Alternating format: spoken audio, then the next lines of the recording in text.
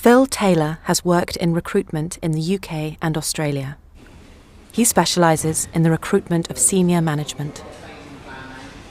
How has recruitment changed over the past decade?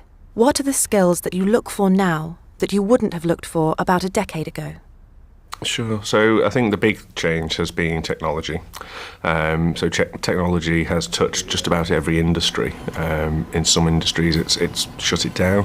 In some industries it's enhanced it and made it more profitable and more accessible, really. So that's certainly the key thing. Probably when I first started in recruitment, someone who could maybe write in HTML code or build a website was quite a rare skill. Whereas now it becomes part of a marketing person's job or part of an admin role. So those skills are now are much easier to find than they were a decade ago.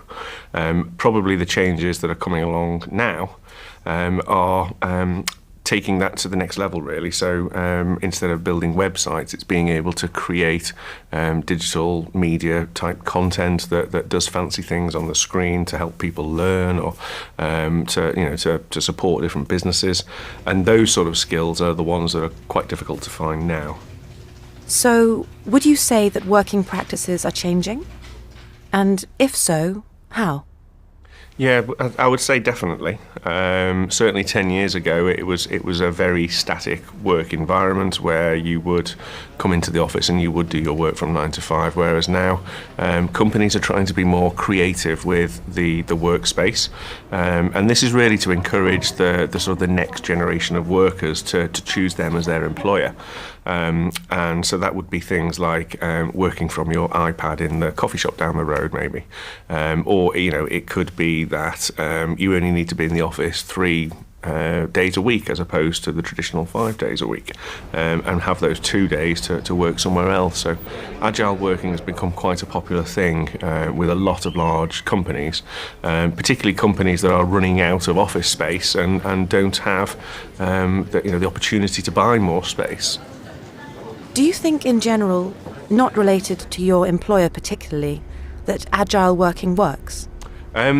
There's 2 ways of looking at this. I would say for the younger generation that is coming now, that are internet natives and that are used to being in a creative environment, I think it works very well. I think for probably the more mature workers within the organisation, it may seem quite disruptive for them. And having, not having their own set workspace, not having their own files around them all the time, probably can be quite unsettling. However, it's proven to work in several organisations, from the top executives down to the junior members of staff. So there are proven examples of where it has worked. What challenges do you see in the changes in skills required and working practices today?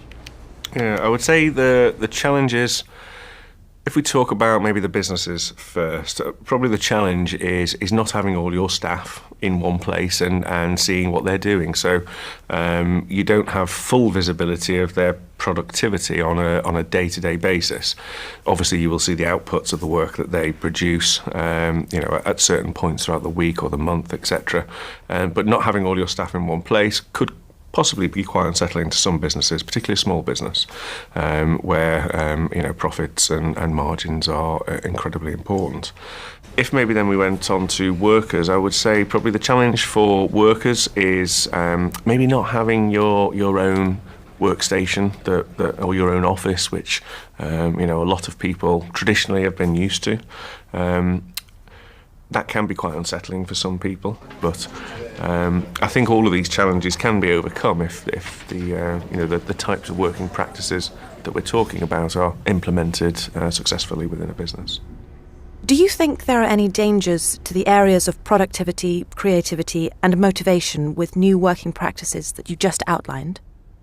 Yeah, I mean, one of the things probably that I've touched on already is not being able to see what your staff are doing all of the time. And I would say also with the increase of use in social media by businesses these days, not just the personal use of the individual, but businesses having specialists who come to work specifically on social media means that lots of people in that business will have access to that social media. So again, businesses may be concerned that whilst they can't see their staff and can't see what they're doing, that they may also just be utilising the social media channels that business uses for their own personal use, and so that could be quite a challenge for some organisations.